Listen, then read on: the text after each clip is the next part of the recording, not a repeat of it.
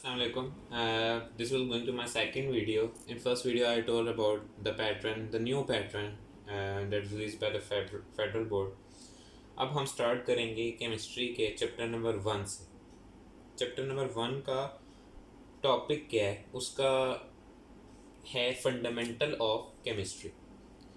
हमें सबसे पहले तो जिस चैप्टर को हम पढ़ रहे हैं उसका मीनिंग पता होना चाहिए। फंडामेंटल का मीनिंग क्या होता है? फंडामेंटल का मीनिंग होता है बेस। बेस ऑफ केमिस्ट्री, मतलब कि इस चैप्टर में हमें बेस से स्टार्ट करेंगे, क्योंकि हम 8 में 7 से जब अब तो प्री 9 पढ़ना शुरू कर दी हुई है। जब हम 7 से आते हैं तो साइंस को ये लोग 3 ब्रांचेस में डिवाइड कर देते हैं, केमिस्ट्री, बायो, फिजिक्स। तो स्टूडेंट्स को ये नहीं पता होता कि केमिस्ट्री असल में है क्या, केमिस्ट्री की डेफिनेशन क्या है। तो उन लोगों ने पहला चैप्टर स्टार्ट किया fundamental of chemistry, that is base of, हम इस तरह कर सकते हैं, बेस ऑफ केमिस्ट्री। ये क्लियर हो गया। अब हमें सबसे पहले साइंस के बारे में जानना है कि केमिस्ट्री किस चीज़ की ब्रांच है। हमें ये बताना चाहिए कि केमिस्ट्री किस चीज़ की ब्रांच है। केमिस्ट्री साइंस की ब्रांच है, साइंस की। साइंस का मतलब क्या है? लफ्ज science is drive from Latin word सेंटिया। सेंटिया का मीनिंग क्या है? सेंटिया का मीनिंग है नॉलेज। ये अब क्लियर हो गया।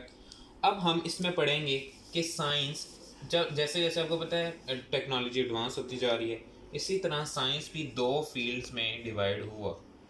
इस एक को कहते थे फिजिकल साइंस और दूसरी थी बायोलॉजिकल साइंस। अब 2 ब्रांचेस थी इसकी, फिजिकल साइंस, बायोलॉजिकल साइंस। अब मैं आप लोगों को बताऊंगा कि फिजिकल साइंस क्या होती है और बायोलॉजिकल साइंस क्या होती है। आपको ये तीनों सब्जेक्ट में हेल्प करेगी। आप फिजिक्स पढ़ेंगे तो उसमें भी है। Physical science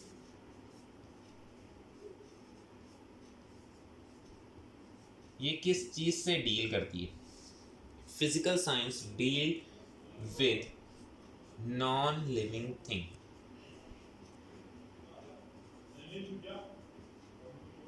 deal with non living thing.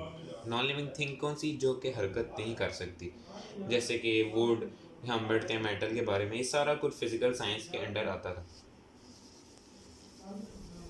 और दूसरी इसकी एक ब्रांच थी जिसे हम कहते हैं बायोलॉजिकल साइंस।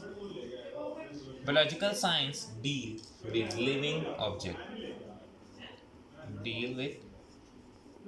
लिविंग ऑब्जेक्ट्स जो कि हरकत कर सकते हैं, जो कि मूवमेंट शो कर सकते हैं। जैसे कि हम ह्यूमंस हैं, ह्यूमंस रेस्पिरेशन शो करते हैं, प्लांट फोटोसिंथेसिस।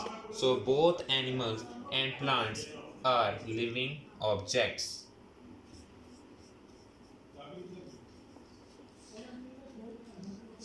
फिर बायोलॉजिकल साइंस, हमें फिजिक्स बायो दोनों क्लियर होगी। इन्होंने कहा कि फिर जैसे जैसे और आगे इनका मतलब कहते हैं ना, इल्म में इजाफा होता है क्या, फिर इन्होंने साइंस को मेन 3 ब्रांचेस में डिवाइड कर दिया, जिसकी पहली थी बायोलॉजिकल, दैट इज हम बायो कहते हैं, physical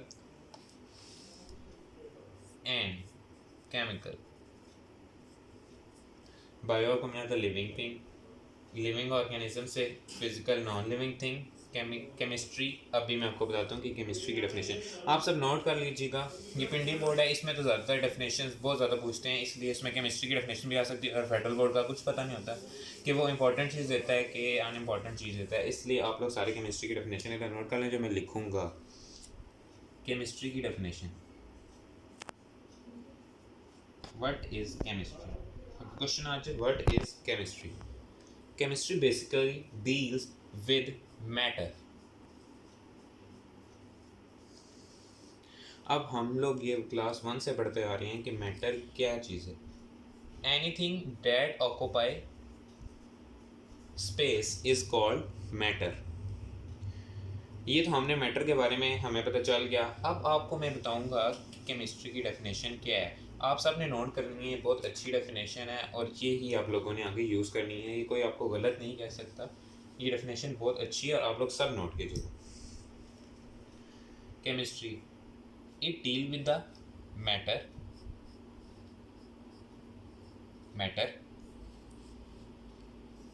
study of matter,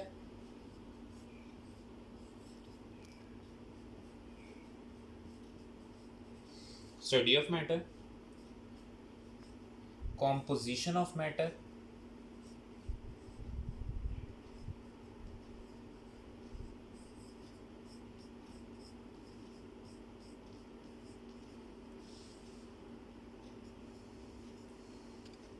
reaction of matter,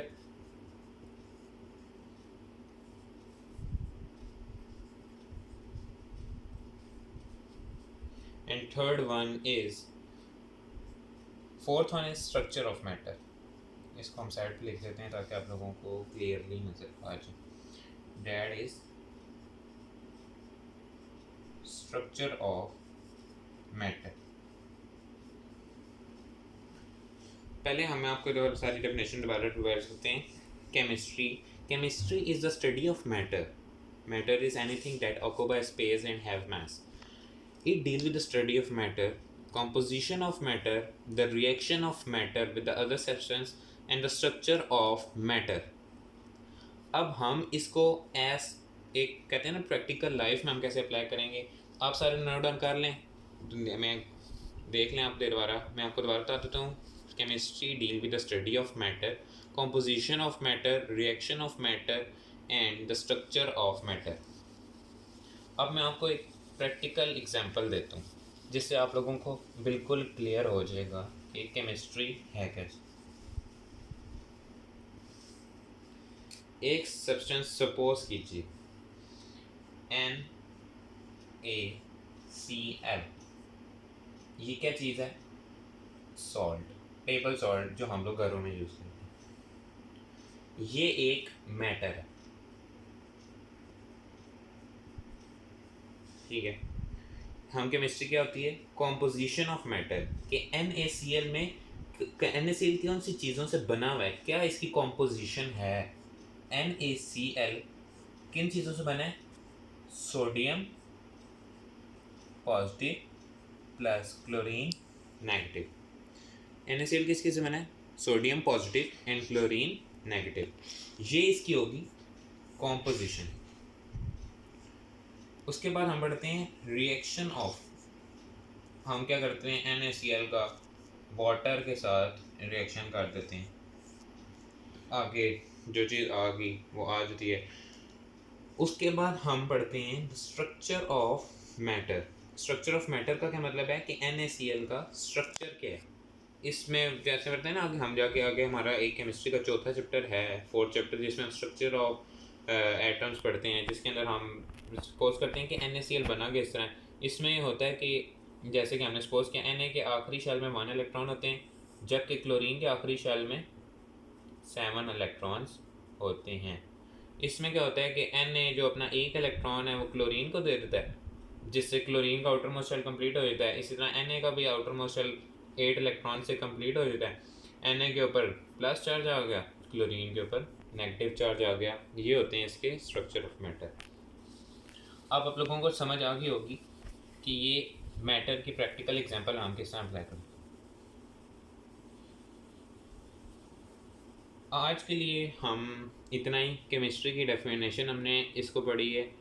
अब नेक्स्ट वीडियो में इंशाल्लाह मैं केमिस्ट्री की जो ब्रांचेस उन्होंने बुक्स में दी हुई हैं आपको एक एक सारी बताऊंगा, उसके साथ उसके प्रैक्टिकल एग्जांपल्स।